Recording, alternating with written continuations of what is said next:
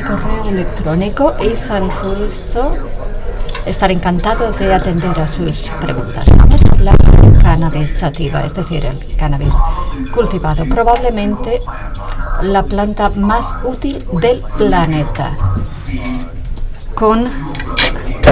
Puede utilizarse como alimento por la semilla, combustible por aceite, semillas, fibra del tallo y en farmacia por sobre todo la parte de las flores. Se trata de una planta anual con diferentes sexos, es violácea.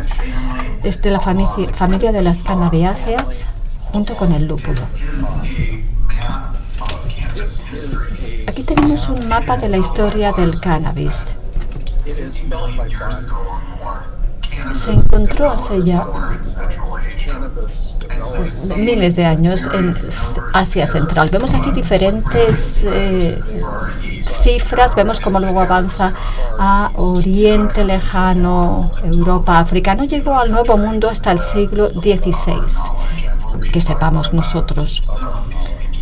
Hablaremos de estas datas más antiguas.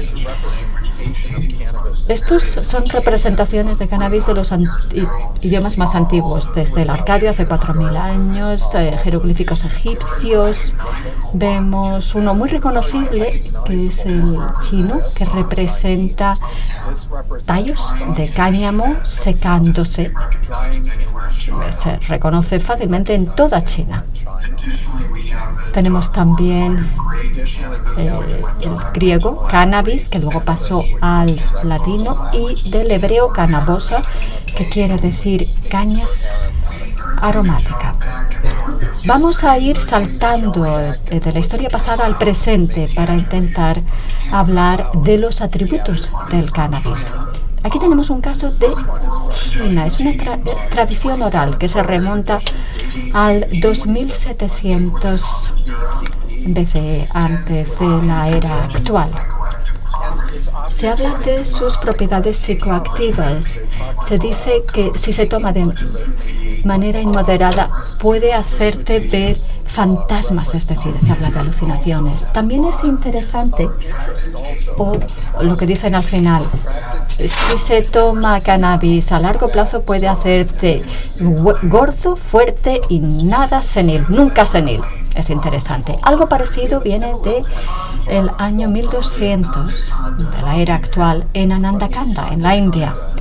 Se sugiere que el cannabis tiene efectos neuroprotectivos, sobre todo combinado con un régimen religioso y de celibato. Se dice que el hombre vive 300 años sin enfermedad ni signo de envejecimiento. Es decir, vemos que se dice que evita la senilidad. Más últimamente, en el siglo XIX, Sir John Russell Reynolds, que era médico de la reina Victoria, de la familia de la reina Victoria, decía lo siguiente sobre el insomnio senil con movimientos por la noche de manera con delirios. Decía que una dosis moderada de cáñamo indio, cuando se administra a la hora de dormir, consigue tratar esta condición y evita que avance. O sea que esto evitaba la agitación, el mal sueño, la deambulación, y evitaba también que avanzara en demencia. Esto es muy interesante teniendo en cuenta lo que sabemos actualmente sobre el cannabis. Ahí tenemos mucha bibliografía que apoya la idea de que diferentes compuestos del cannabis resultan útiles para tratar la enfermedad de Alzheimer y otros tipos de demencia. Hay diferentes estudios que analizan la agitación, sobre todo con THC, pero también hay evidencia de que el CBD y el linalol también sirven de ayuda. También la ansiedad puede verse paliada con CBD y THC en baja dosis, y el linalol. El CBD también se ha asociado con por lo menos 2 ensayos clínicos fase 2 de tratamiento de psicosis, y ya ha habido estudios que demuestran en los tiempos modernos las ventajas del THC en insomnia, la inquietud en pacientes dementes. Un problema de la demencia es la falta de apetito y esto se puede tratar con THC. También la agresión puede responder a los 3 agentes citados. La depresión puede ser paliada por THC o limoneno, que es otro compuesto del cannabis. Cuando hay dolor asociado, se puede tratar con THC o CBD. Y la memoria puede beneficiarse de otro compuesto de terpenoides que son alfapineno, un inhibidor de acetilcolinesterasa que puede parecerse a algunos fármacos actuales en el mercado. Otro elemento interesante sería la neuroprotección. Se ha demostrado que tanto el CBD como el THC pueden inhibir la formación de placas en la patología de la enfermedad de Alzheimer. Esto es algo muy prometedor. Y hay más información al respecto en un artículo que está imprimiéndose en Frontiers in Neurology, que saldrá pronto. Bien, saltamos de nuevo a Egipto. Aquí tenemos en el siglo II el libro en copto que se refiere a Meshi, al cáñamo, al cannabis en varias citaciones, con énfasis especial en la utilización, en ese caso, para tratar tumores. De Europa, en Francia, en el siglo XVIII, Mercandier decía que la semilla y las hojas verdes trituradas y aplicadas en forma de cataplasma en tumores dolorosos parecía ser resolutivo y muy intoxicante, es decir, otra reivindicación de la ventaja, el beneficio en tumores. Aquí tenemos una demostración más moderna de la aplicación del cannabidiol, un tumor humano colocado en la extremidad trasera de un roedor, y ven aquí la respuesta, la tasa de respuesta pasados 24 días de tratamiento en relación con el volumen tumoral, con esta ligera discrepancia que se muestra también en la foto. Aquí tenemos una línea celular de la glía, había sido exoplantada al animal. Aquí vemos unos casos también referidos, como es este caso de Canadá, con 2 astrocitomas pilocíticos. Estas son imágenes preoperatorias. También tenemos imagen postoperatoria con algo residual, pero esos residuos, de hecho, esos restos desaparecen después de que las familias permitieran a sus hijos fumar cannabis en un intento de erradicar esos tumores por completo, y en otras reivindicaciones parecidas fue el caso también. Tenemos un estudio más formal que se acaba de terminar, de hecho aún no se ha referido, solo online, por la supervivencia prolongada precisamente en el grupo tratado. Es un estudio controlado, aleatorizado en fase 2, 21 pacientes con glioblastoma multiforme que tomaban el fármaco convencional temozolomida en conjunción, es decir, con nabiximol, también Sativex, es decir, esa pulverización oromucosa combinando THC, CBD, otros componentes cannabinoides, que ya se ha aprobado para la esclerosis múltiple. En comparación con el grupo placebo, el 83% de los pacientes sobrevivieron un año, 53% en el caso de los controles, y la supervivencia fue de más de 550 días, 550 días más en el grupo tratado, 369 en el grupo control con solo temozolomida, y 2 retiradas del estudio por efectos adversos. Este es un progreso muy prometedor con un fármaco que además está disponible en España y 28 países más de todo el mundo. Volvemos más atrás, más todavía, el antiguo Egipto, nos vamos a los jeroglíficos. Aquí tenemos Shemshemet, triturado en miel, se introduce en la vagina y eso es una contracción. Con esta frase no sabemos exactamente qué querían decir, pero sugiere, y de qué manera, que se utilizaba como ayuda al parto. Y tenemos alguna prueba, alguna demostración de ello en esta otra imagen, en un lugar cercano, En Judea, en el siglo IV de nuestra era, lo que ahora es Beit Shemesh, se encontró este fragmento carbonizado de cannabis y se analizó para demostrar que era efectivamente cannabis. Se encontró al lado de un esqueleto de una chica de 14 años que parece ser que murió al dar a luz. Un tratamiento, por tanto, que en ese caso falló. Sin embargo, se extrapoló que se había quemado e inhalado en un esfuerzo de ayudar a la chica a dar a luz. En una época más moderna, Morris Fishbein, editor de hecho del JAMA, de la revista médica norteamericana, ya en 1930 recomendaba el cannabis para dar a luz, para el parto. Una mujer que va de parto puede tener un parto más o menos doloroso y por lo que se sabe un bebé nacido de una madre intoxicada con cannabis no va a ser anormal de ninguna manera. Y esto todavía se está haciendo en algunas culturas del mundo, en Jamaica sobre todo, entre los Rastafari, se sigue haciendo. También en épocas más recientes tenemos investigación sobre supositorios rectales. Aquí vemos al profesor Mahmoud El Solí, que empleó THC con un profármaco un emixucinato, en realidad con la idea de que pudiera evitar ese primer pasaje por el metabolismo hepático. Aquí tenemos imágenes de un estudio que yo publiqué con un colaborador en el año 2008.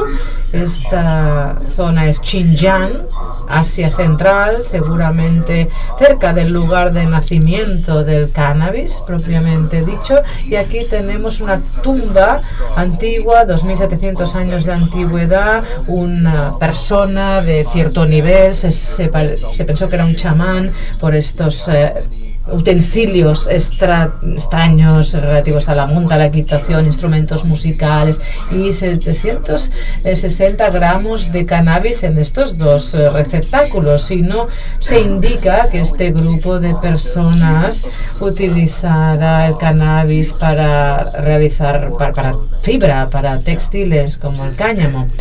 Aquí tenemos investigaciones previas. Se había identificado como cannabis, pero no había habido una investigación química propiamente dicha. Nosotros nos encargamos de ello junto con colegas en Reino Unido y aquí lo que mostramos es la gran preservación. Vemos aquí los tricomas glandulares en esta hoja de cannabis que sigue teniendo un aspecto verde pasados 2700 años, y aquí un tricoma con las células secretoras que se ven bien, son bien visibles. Se nos pregunta, pero estas semillas no eran viables. Analizamos el material, que tenía el aspecto que ven en pantalla, y se pudo identificar varios productos derivados más estables del THC, cannabinol sobre todo, y en la degradación, un producto de degradación oxidativa del THC, con lo cual se demuestra que se trataba de un tipo de cannabis tipo droga y que se habría utilizado médicamente o quizá por motivos religiosos, con un fin religioso. El grado de preservación era tal que incluso pudimos realizar un análisis genético del material y pudimos mostrar la presencia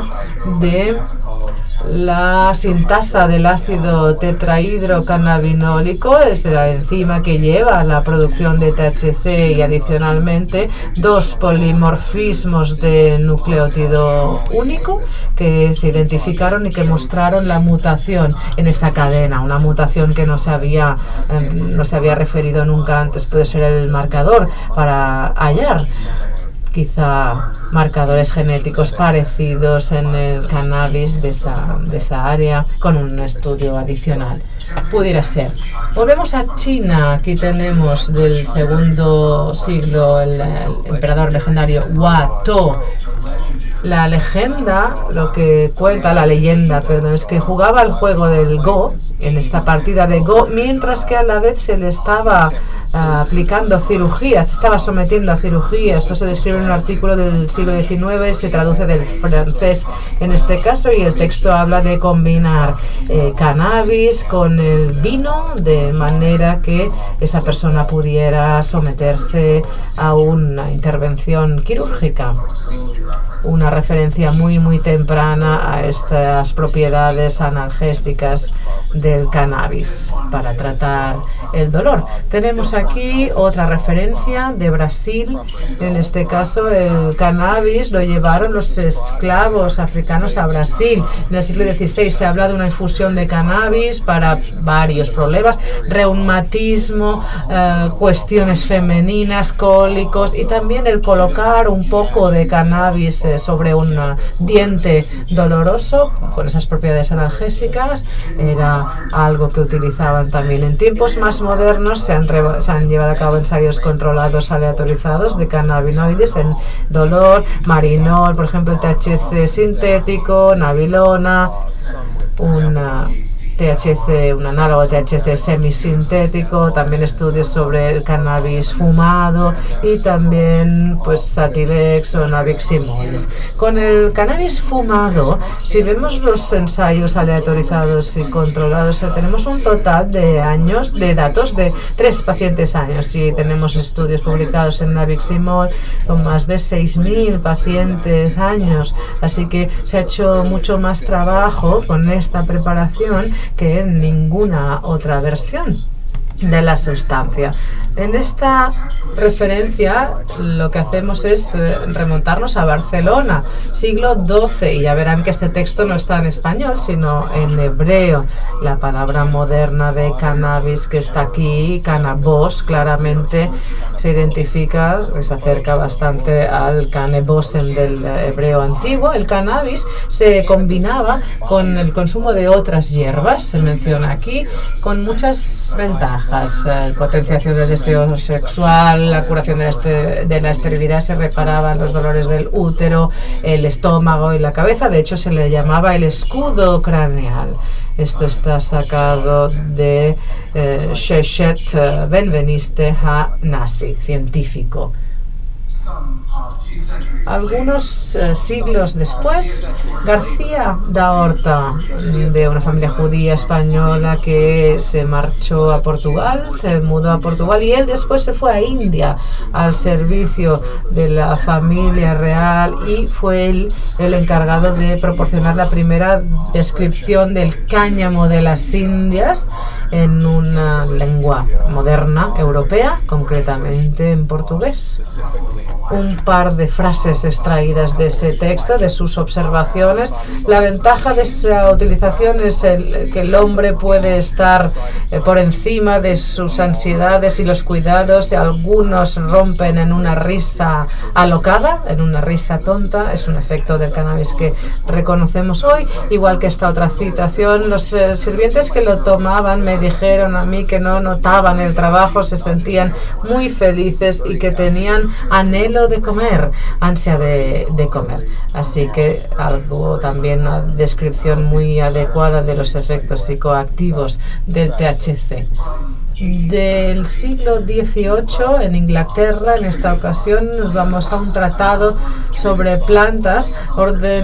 Yo pedí una vez solo el cáñamo. Algunos hablan del gran secreto de evitar mearse en la cama, literalmente. Se está hablando de aneuresis, falta de control de la vejiga por la noche, y por estudios recientes sabemos que el cannabis era muy efectivo a la hora de tratar los síntomas del aparato urinario inferior, y este estudio concretamente se hizo en esclerosis múltiple.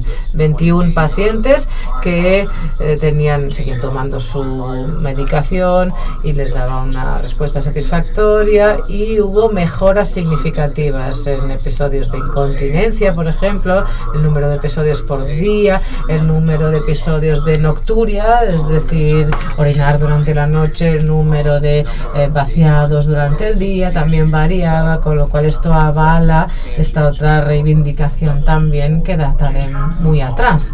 En cuanto a la relajación muscular, tenemos, o yo por lo menos es la referencia más antigua que he podido conseguir, de Al-Kindi en el siglo IX, lo que ahora es Siria. Esto es un sello de Siria que conmemora pues, sus escrituras. Decía, el hashish relaja los músculos de las extremidades y lo que fluye, yo lo he interpretado como que trataba la espasticidad. Quizá otras lecturas lo interpretarán de un modo diferente, pero más tarde en otras culturas ha habido otras referencias. O'Shaughnessy,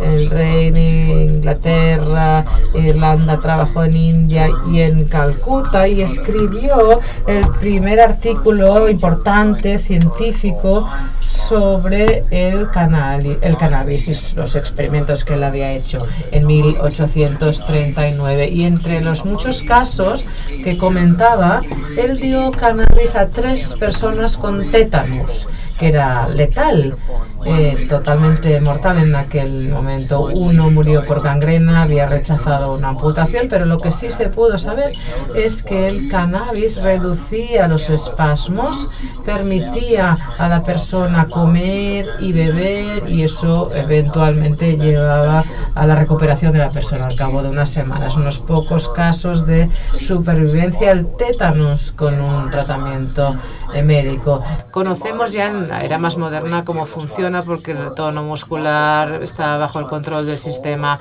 endocannabinoide, así que el agonista CB1, como el THC, lo que hace es reducir la espasticidad, mientras que los antagonistas, como el rimonabant, lo empeoran. Los receptores CB1 están muy representados en algunas áreas de la médula espinal y el cerebro que median en el tono muscular, con lo cual hay efectos muy fuertes, muy potentes que se han relacionado ahí. Además, las medicinas basadas en la cannabis se han aprobado en tratamientos para la espasticidad a través de ensayos clínicos, en esclerosis múltiple. Aquí tenemos el estudio de Novotná y colaboradores. Se hizo además esto con pacientes españoles.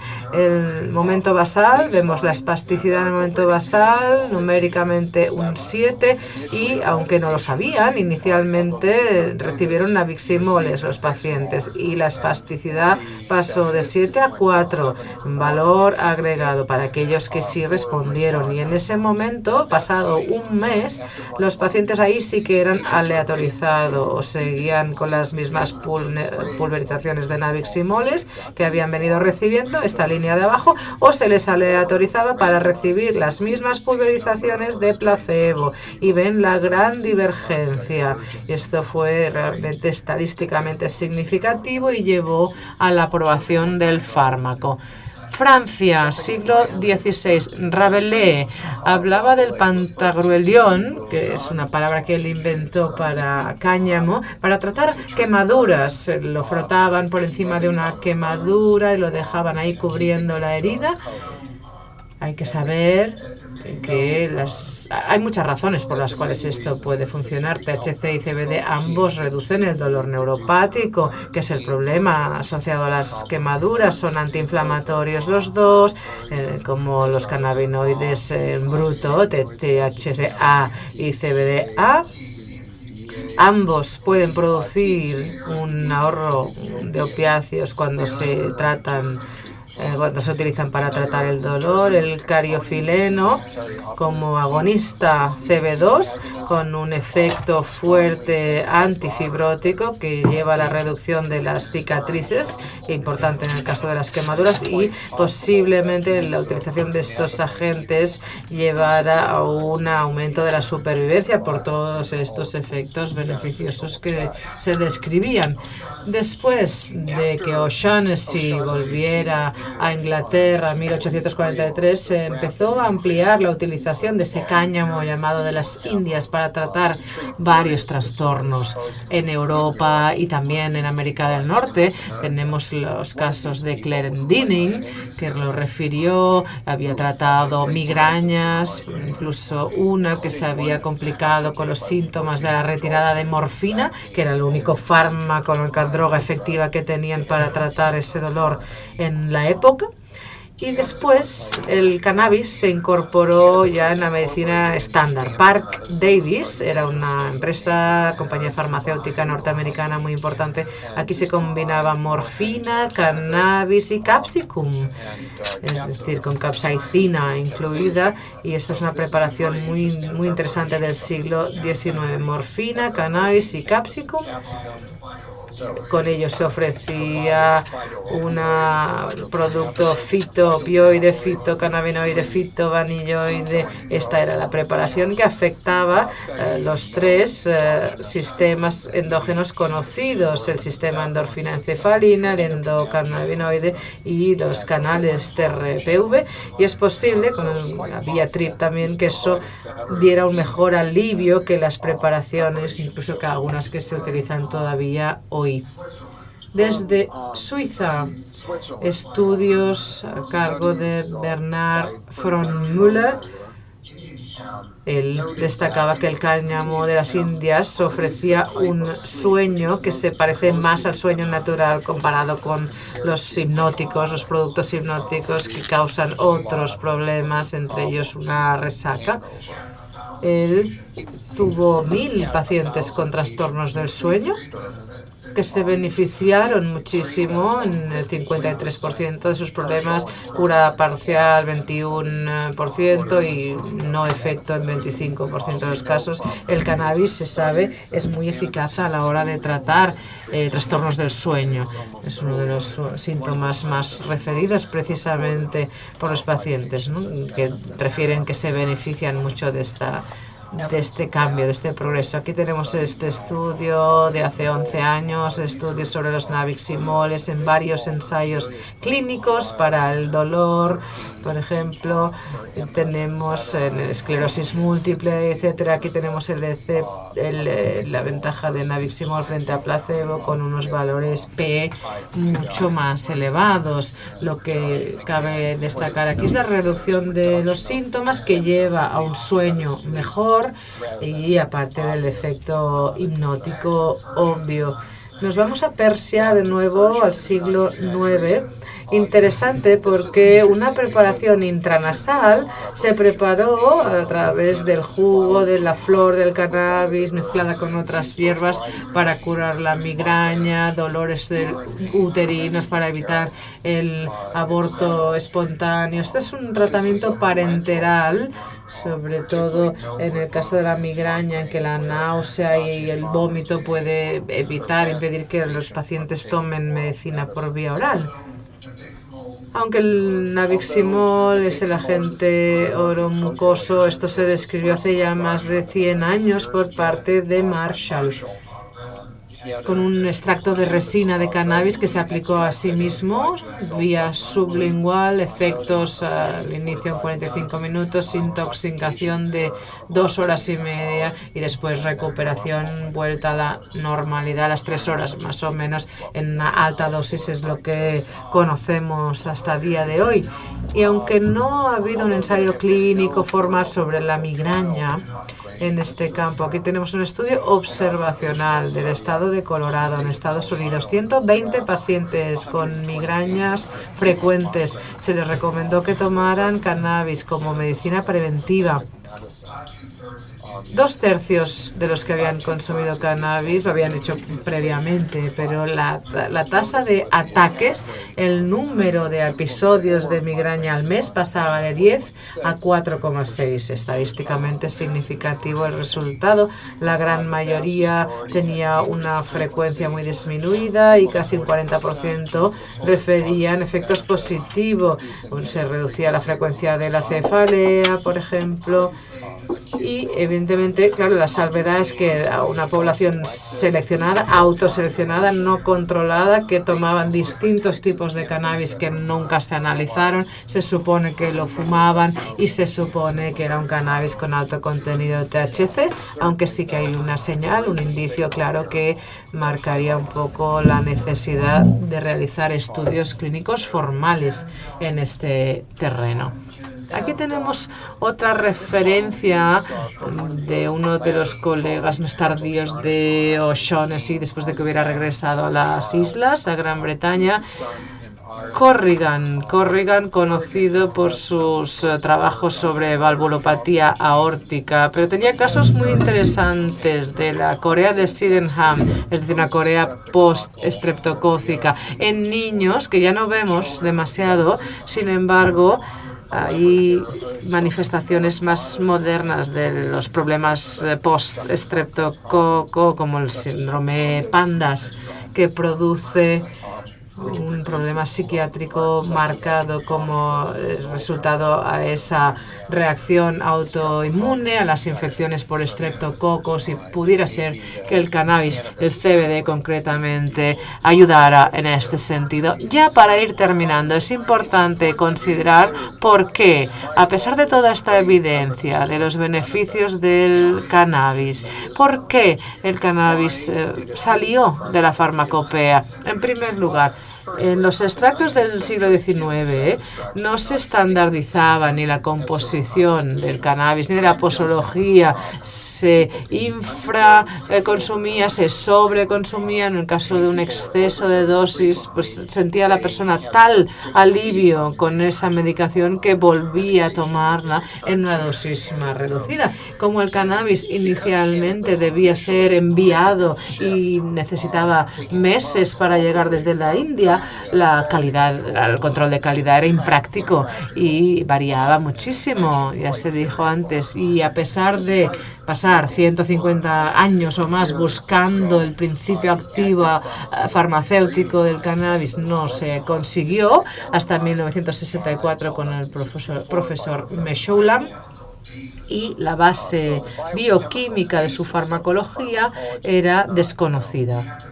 Debemos señalar aquí que tanto la vía fumada, la vía oral tenían problemas, sendos problemas. La seguridad seguía siendo un problema por la falta de estandarización, por la variabilidad de las preparaciones, y finalmente, quizá más importante, entró en juego la política, interfiriendo en la medicina, la prohibición. En 1937 ya en Estados Unidos se prohibió el cannabis y se sacó en el 41 de la lista de medicamentos, y otros países luego siguieron con ese camino. Lo que ocurrió, sobre todo en la década de 1960 y en adelante y más allá, pues que apareció un cannabis de mercado negro con mucho predominio de contenido de THC, y aunque el cannabidiol era más común en países quizá Marruecos, por ejemplo, Afganistán, pues acabó siendo así.